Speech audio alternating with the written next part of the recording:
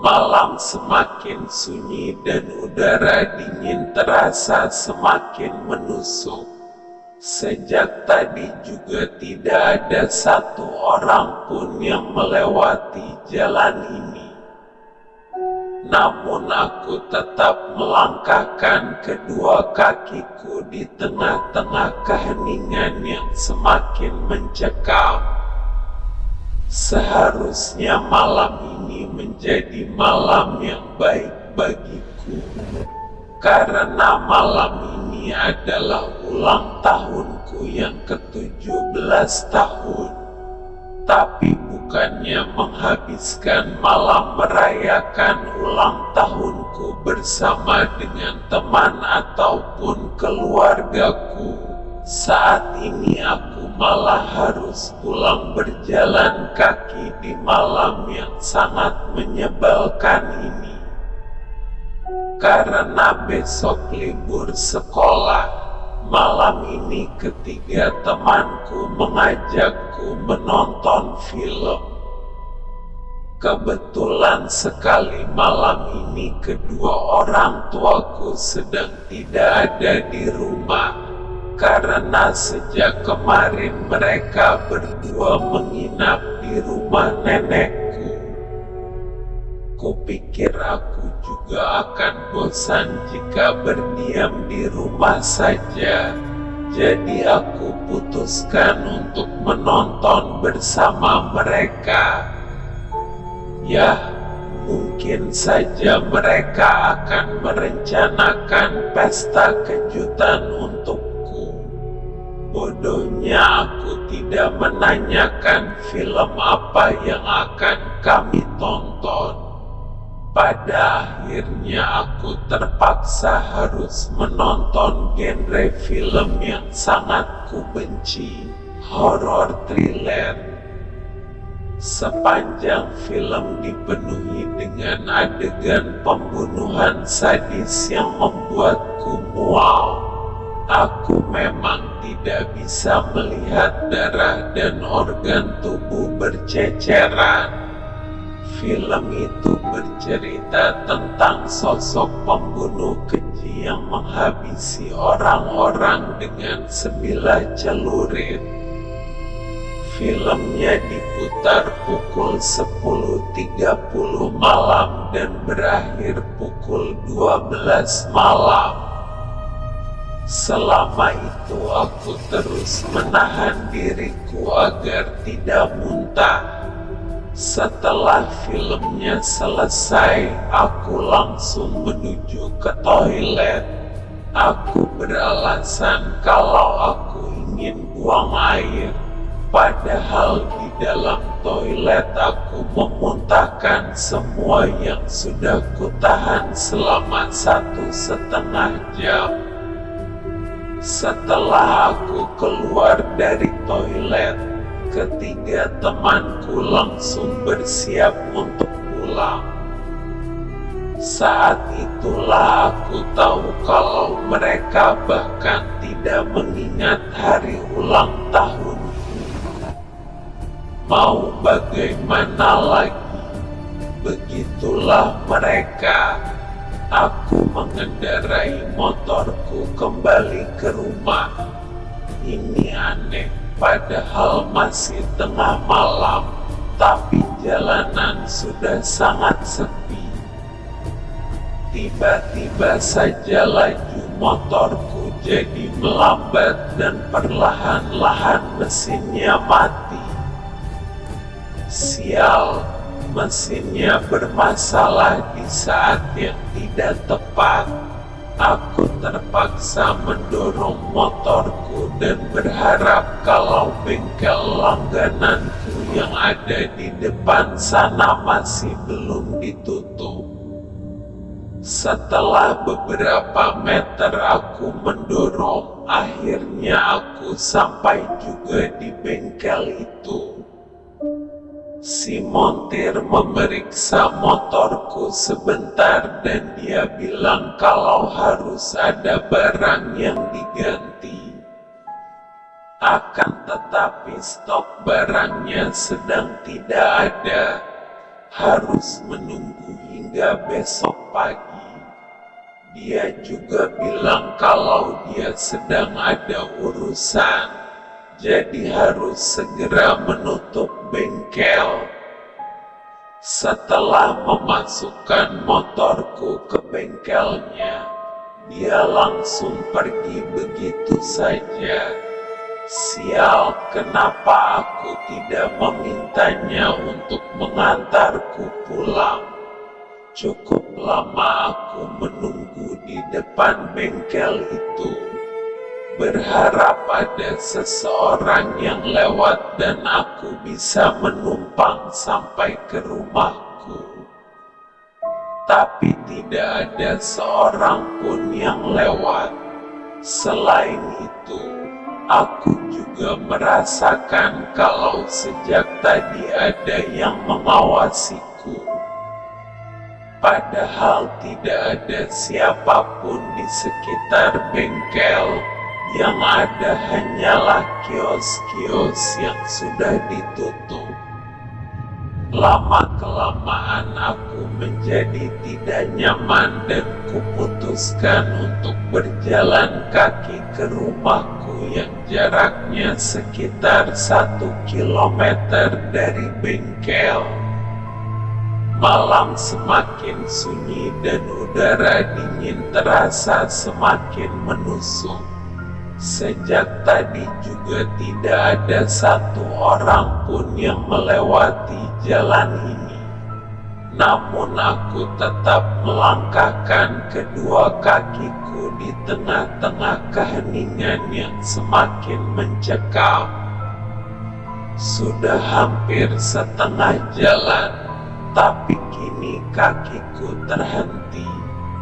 Di hadapanku terhampar begitu banyak pohon sawit yang menjulang tinggi di sisi kanan dan kiri jalan yang kulalui. Keadaan yang gelap dan suasana yang hening ini membuat pohon-pohon itu menjadi terlihat lebih menyeramkan. Entah kenapa aku menjadi setakut ini. Mungkin ini efek karena aku baru saja menonton film yang juga menyeramkan. Setelah menarik nafas, mulai kulangkahkan kakiku kembali. Namun baru beberapa langkah, aku mendengar suara yang sepertinya berasal sebelah kanan. Ku teruskan langkahku. Mungkin itu hanya suara serangga atau hewan kecil lainnya yang ada di semak-semak. Tapi sedetik kemudian suara lainnya terdengar, kali ini dari sebelah kiri. Ku percepat langkahku agar aku bisa segera melewati tempat ini. Namun lagi-lagi suara-suara itu terdengar. Kali ini asalnya seperti dari segala penjuru.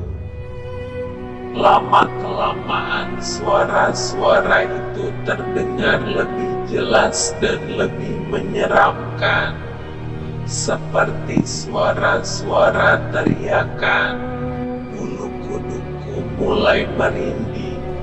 Kalau sudah begini tidak ada cara lain lagi. Lari. Aku berhasil melewati tempat itu dengan selamat. Lagi pula apa-apaan itu tadi. Masa bodoh. Lanjut saja. Sedikit lagi juga sampai ke rumah. Namun ada sesuatu yang mengganggu pandanganku. Dari kejauhan aku melihat seperti ada seseorang yang berdiri di bawah tiang lampu jalan yang terletak di depan sekolah dasar. Semakin dekat, semakin jelas terlihat kalau memang ada seseorang di bawah lampu itu. Namun, aku tidak tahu siapa orang itu, karena cahaya dari lampu itu yang terus-menerus mati dan menyala. Siapa orang itu dan sedang apa dia di sana? Saat lampu mati, orang itu kemudian berjalan ke tengah, tepat di bawah sorot lampu. Saat lampu menyala kembali, aku bisa melihat jelas pakaian yang dipakainya. Orang itu memakai celana hitam dan juga jaket hitam dengan tudung. Kepalanya sedikit tertunduk, jadi aku tidak bisa mengenali siapa orang itu. Saat lampu mati lagi, samar-samar aku melihat orang itu mengangkat tangannya. Dia memegang sesuatu di tangannya.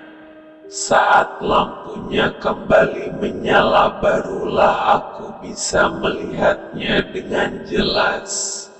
Celurit, benda yang ia pegang adalah celurit.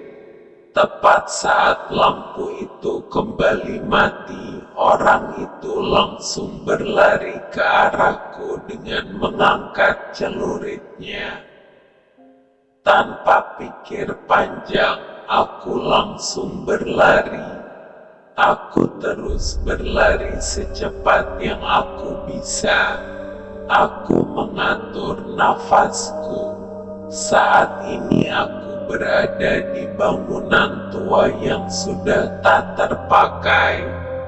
Karena panik, aku langsung berlari saja tanpa melihat ke belakang, dan karena sudah kelelahan, aku bersembunyi di tempat ini. Di sekitar sini ada banyak rumah dan bangunan tua yang sudah tak terpakai. Siapa sebenarnya orang itu? Aku tidak bisa kembali melewati jalan yang tadi. Mungkin saja orang itu akan mencegatku lagi. Sial, sepertinya aku harus mengambil jalan memutar. Baru saja aku berpikir kalau aku sudah berhasil lolos dari orang aneh itu. Kini dia sudah berada di pintu masuk bangunan tua ini. Meskipun dia berdiri dalam kegelapan, aku masih bisa melihatnya. Dengan cepat aku berlari menuju pintu belakang. Tapi sial bagiku, pintunya tidak bisa terbuka. Aku mencoba untuk mendobraknya, namun percuma saja. Aku masuk ke salah satu ruangan dan bersembunyi di balik lemari yang ada di dalamnya. Suara gesekan celurit dengan dinding bangunan itu bisa kudengar dengan jelas. Semakin lama semakin jelas, menandakan kalau orang itu semakin mendekat. Siapa orang itu?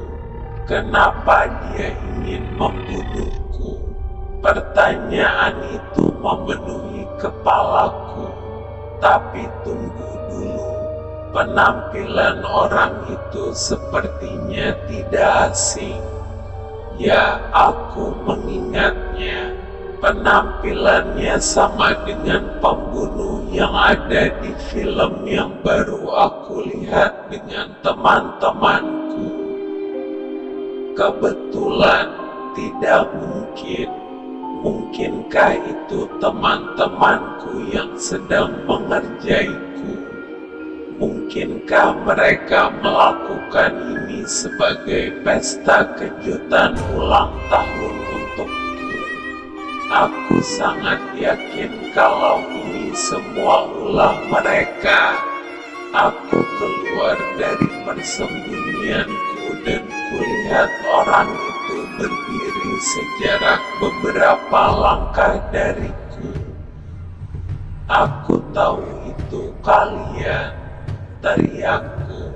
Sudahlah teman-teman, aku menghargai usaha kalian, tapi ini terlalu berlebihan. Orang itu tetap diam dan tidak berkata apa-apa. Ini semakin membuatku yakin, tapi sejenak kemudian orang itu mulai menggerakkan tubuhnya. Dengan cepat ia menerjang ke arahku dan mencoba menebasku dengan celuritnya. Untung saja aku berhasil menghindarinya. Satu hal yang aku sadari, orang ini bukanlah temanku, dan ia benar-benar berniat membunuhku. Aku berlari ke pintu depan. Begitu aku keluar, hujan tiba-tiba turun begitu derasnya disertai dengan gemuruh petir. Aku terus berlari menjauh, namun belum terlalu jauh kakiku sudah terpeleset. Kurasakan sedikit nyeri di kaki kananku. Saat terjatuh aku sempat melihat ke belakang dan kulihat siluet orang itu berjalan ke arahku. Hujan semakin deras dan suara gemuruh petir terus berdentum. Aku mencoba untuk bangkit, memaksakan kakiku yang terkilir. Setelah berhasil, aku langsung menggerakkan kedua kakiku. Aku berjalan dengan terlatih-tatih. Kulihat ke belakang, orang itu masih mengejarku. Aku terus memaksakan tubuhku bergerak di tengah guyuran hujan. Aku tidak ingin mati di sini.